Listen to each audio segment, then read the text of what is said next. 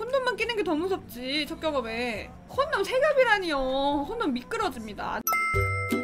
지금 남친이 한 달 정도 됐는데 요즘 뭔가 잠자리를 갖고 싶어 하는 것 같아요. 사주 같은 걸 보면 24살에 임신 조심하랬는데 지금 딱 만으로 24살이라 더 조심스러워 자꾸 피하게 돼요. 첫 잠자리이기도 하고 하필 딱 그 사주집에서 한 이야기들이 잘 맞아가지고요. 계속 피하기도 그렇고 사주 때문에 안 된다고 해도 좀 그렇고 그래서 망설여져요. 저는 사주나 타로 뭐 이런 거 하나도 안 믿어요. 삶은 개척해 나가야 된다고 생각하는 입장이기 때문에 저는 삶이 정해져 있지 않고 내가 만들 수 있고 충분히 내가 변화시킬 수 있다고 생각하는 입장이거든요. 일단은 본인이 잠자리를 해본 적이 없어서 더 두려움이 생길 수밖에 없는 것 같긴 해요. 이제 남자친구와 얘기를 좀 풀어나가야 되는 부분도 있다고 생각을 합니다.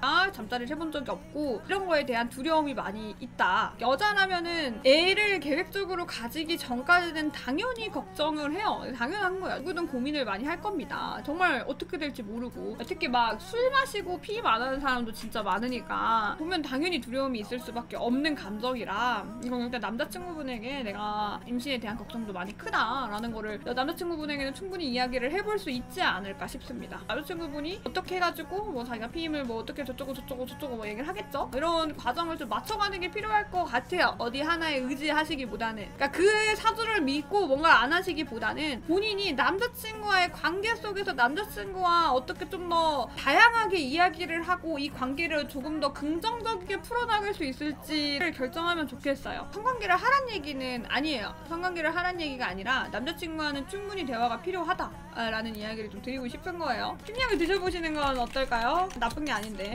그래도 임신을 떠나서 해보고 싶다 하면은 콘돔이나 이런 거를 못 믿겠다 하면은 차라리 피임약을 드시는 걸 추천을 드려요. 본인이 불안하면 본인이 좀 감당을 해야 되는 부분이 있으니까. 경구 피임약 하나에 덜렁 먹고 피임 될 거라고 생각하는 분들이 계셔가지고 아유 그거 안 되지. 경구 피임약을 21일 먹고 나서 생리하시고 또 경구 피임약을 복용하시고 나서 하세요. 관계는. 그래야 더 정확하니까. 한 바퀴 돌고 두 번째 복용했을 때 그때 관계 하셔야 돼요. 첫 경험 때부터 피임약은 좀 두려울 것 같아요. 무슨 말이에요? 이게 뭘 무서워할 이야기야. 콘돔만 끼는 게 더 무섭지. 첫 경험에 콘돔 3겹이라니요. 콘돔 미끄러집니다. 안 돼요.